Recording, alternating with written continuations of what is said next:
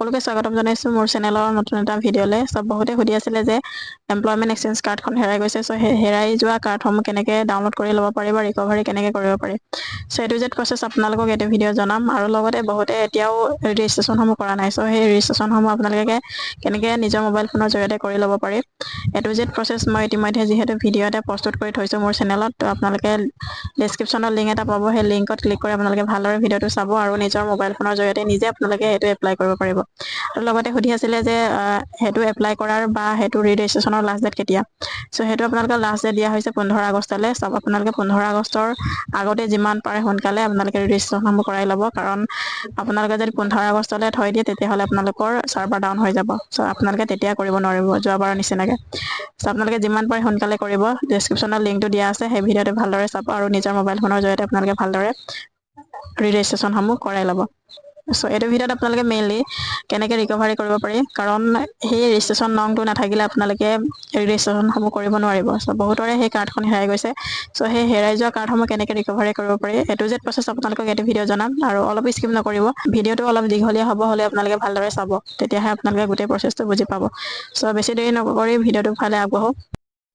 চ' প্ৰথমতে আপোনালোকে sevasetu.assam.gov.in সেইটো আপোনালোকে ক্ৰম ব্ৰাউজাৰত টাইপ কৰিব। সেইটো টাইপ কৰি দিয়াৰ পাছতে আপোনালোকে এইটো পেজত আহিব।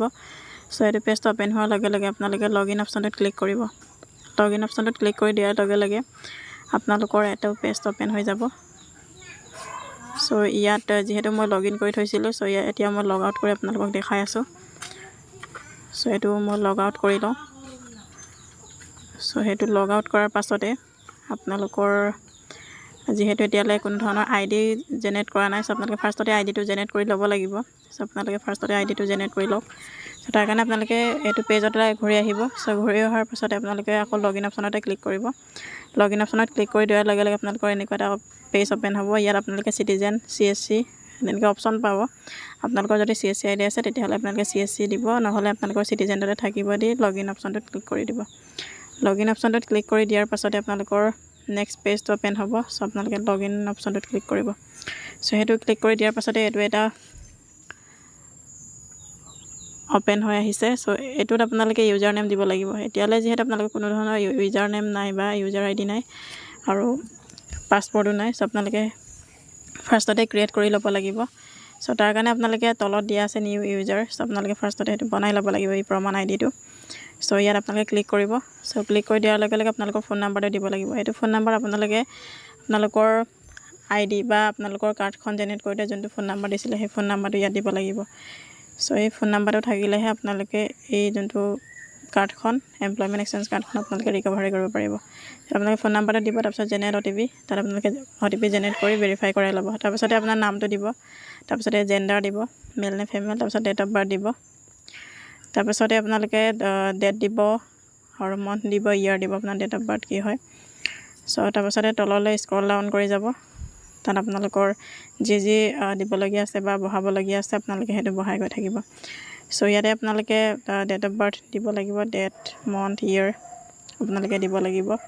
চ' তাৰপিছত আপোনালোকৰ পাৰ্চনেল মেছেজ আপোনালোকে যিকোনো এটা মেছেজ দিব পাৰে গভৰ্ণমেণ্টলৈ। তাৰপিছতে ইউজাৰ নেমটো দিব লাগিব, আপোনাৰ নতুনকৈ ক্ৰিয়েট কৰিব লাগিব আপোনাৰ নামটো আৰু লগতে টাইটেলটো আৰু লগতে 1 2 3 তেনেকৈ দিব পাৰে। যদি এভেইলেবল হয় এভেইলেবল দেখাব, আৰু যদি কোনোবাই ব্যৱহাৰ কৰিছে তেতিয়াহ'লে আপোনালোকে বেলেগ এটা ইউজাৰ নেম আপোনালোকে টাইপ কৰিব পাৰে। তাৰপিছতে পাছৱৰ্ড দিব লাগিব, আৰু সেই পাছৱৰ্ডে আকৌ কনফাৰ্ম পাছৱৰ্ড আকৌ টিপিব লাগিব। তাৰপাছতে আপোনালোকে তলত আকৌ দিয়া আছে প্লাছ মাইনাছ, আপোনাৰ প্লাছো থাকিব পাৰে মাইনাছো থাকিব পাৰে। চ' আপোনালোকে সেইটো কেলকুলেট কৰি মেলি যোনটো এণ্টাৰ এনচাৰ দিয়া আছে তাত আপোনালোকে বহাব লাগিব কেলকুলেশ্যন কৰি মেলি।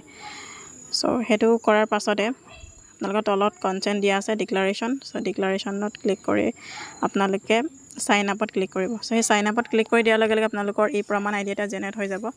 চ' আপোনালোকে এনেদৰে আপোনালোকে চাইন আপ কৰি মেলি আপোনাৰ এই প্ৰমাণ IDটো আপোনালোকে ক্ৰিয়েট কৰি ল'ব। তাৰপাছতে আপোনালোকে বেক কৰি গুচি আহিব। চ' বেক হৈ গুচি অহাৰ পাছতে আপোনালোকে আকৌ লগ ইন কৰিবগৈ লাগিব। চ' ইয়াত আপোনালোকে ভালদৰে ফোন নাম্বাৰটো দিব। আপোনাৰ ফোন নাম্বাৰটো আপোনালোকে যোনটো ফোন নাম্বাৰ ফাৰ্ষ্টতে ৰেজিষ্টাৰ কৰোঁতে দিছিলে সেই ফোন নাম্বাৰটো আপোনালোকে ভালদৰে ইয়াত বহাব লাগিব, নহ'লে আপোনালোকে ৰিকভাৰী কৰিব নোৱাৰিব। আপোনাৰ আগৰ ফোন নাম্বাৰটো থাকিব লাগিব, যোনটো নাম্বাৰেদি আপোনালোকে আপোনাৰ এমপ্লয়মেণ্ট এক্সচেঞ্জ কাৰ্ডখন বনাইছিলে।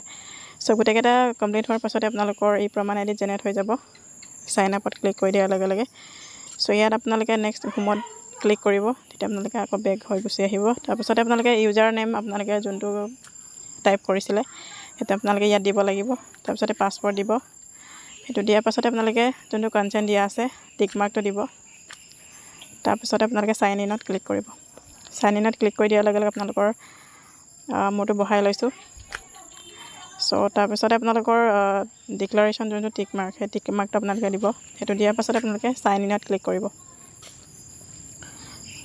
সেইটো ক্লিক কৰি ল'ব তাৰপিছত সাইন ইন অপশ্যনটোত ক্লিক কৰিব সো সাইন ইন অপশ্যনটোত ক্লিক কৰি দিয়াৰ লগে লগে আপোনালোকৰ এইটো পেজটো ওপেন হৈ আহিব আৰু ইয়াতে আপোনালোকক দেখুৱাব আপোনাৰ ফোন নম্বৰত কিমানটা ডকুমেণ্টছ বনাই থোৱা আছে আপোনালোকে এইটো আইডিৰ জৰিয়তে এই প্ৰমাণ আইডিৰ জৰিয়তে আপোনালোকে কাষ্ট চাৰ্টিফিকেট আপোনালোকৰ যোনটো সাৰ্ভিস আপোনালোকে কাষ্ট চাৰ্টিফিকেটেই হওক বা বাৰ্থ চাৰ্টিফিকেটেই হওক আপোনালোকৰ PRC গোটেইকেইটা আপোনালোকে এইটো আইডিৰ জৰিয়তে আপোনালোকে বনাব পাৰিব সো এইটো আপোনালোকে আপোনালোকৰ ফোন নম্বৰত কিমানটা এমপ্লয়মেণ্ট এক্সচেঞ্জ ৰেজিষ্ট্ৰেশ্যন কৰা আছে আপোনালোকে ইয়াত ওলাই যাব সো আপোনালোকৰ যদি ইয়াত থাকে তেতিয়াহ'লে আপোনালোকে ৰিকভাৰী কৰিব পাৰিব আপোনাৰ ফোন নম্বৰটো মেইনলি থাকিব লাগিব ফোন নম্বৰটো OTP যাব সো OTPটো আপোনালোকে দিব পৰা হ'ব লাগিব তেতিয়াহে আপোনালোকে আপোনালোকৰ আইডিসমূহ বা আপোনাৰ কাৰ্ডখন বা ৰেজিষ্ট্ৰেশ্যন নাম্বাৰটো আপোনালোকে ৰিকভাৰী কৰিব পাৰিব সো আজিৰ ভিডিঅ'ত ইমানেই আছিলে সো এইকেইটা আপডেট আপোনালোকক জনালোঁ সো কেনেকুৱা পালে কমেণ্ট কৰি জনাব আৰু যদি ভাল লাগিলে লাইক এটা কৰি চেনেলটো ছাবস্ক্ৰাইব কৰি থৈ দিব সো আজিলৈ ইমানেই ধন্যবাদ